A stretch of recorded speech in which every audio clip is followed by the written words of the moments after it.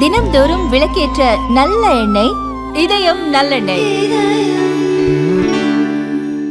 உங்களுடன் ஸ்டாலின் திட்ட முகாம்களில் பொதுமக்கள் அளிக்கும் மனுக்களை காகிதமாக பார்க்காமல் அவர்களின் வாழ்க்கையாக பார்க்க வேண்டும் என்று அதிகாரிகளுக்கு துணை முதல்வர் உதயநிதி ஸ்டாலின் அறிவுறுத்தியுள்ளார்.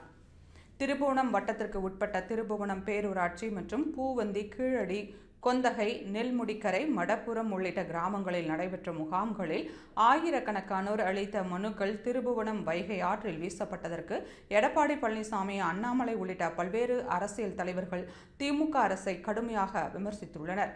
இந்நிலையில் உங்களுடன் ஸ்டாலின் முகாம் தொடர்பாக தீர்வு காணப்பட்ட மற்றும் நிலுவை மனுக்கள், மகளிர் உரிமை தொகை மனுக்களின் மீதும் மேற்கொள்ளப்பட்டு வரும் நடவடிக்கைகள் தொடர்புடைய துறை உயர் அதிகாரிகள், அலுவலர்கள் மற்றும் அனைத்து மாவட்ட ஆட்சித்தலைவர்களுடன் சென்னை தலைமைச் செயலகத்தில் காணொலி காட்சி மூலம் பேசிய துணை முதல்வர் உதயநிதி ஸ்டாலின், உங்களுடன் ஸ்டாலின் முகாம் திட்டத்திற்கு அனைத்து மாவட்டத்திலும் பொதுமக்களிடம் அதிக அளவில் வரவேற்பு கிடைத்திருக்கிறது. உங்களுடன் ஸ்டாலின் முகாம்கள் மூலம் தமிழகம் முழுவதும் இதுவரையில் 11.50 லட்சம் மனுக்கள் வந்துள்ள நிலையில் மகளிர் உரிமை தொகை தொடர்பாக மட்டும் சுமார் 17 லட்சம் மனுக்கள் வந்துள்ளது. மனுக்களை எல்லாம் காகிதமாக பார்க்காமல் பொதுமக்களுடைய வாழ்க்கையாக, தனி மனிதனுடைய வாழ்க்கையாக அதிகாரிகள் அனைவரும் பார்க்க வேண்டும். திமுக அரசை நம்பி பொதுமக்கள் வைக்கக்கூடிய கோரிக்கைகளை முடிந்த அளவுக்கு விரைவாக தீர்த்து வைக்க வேண்டும் என்று தெரிவித்துள்ளார்.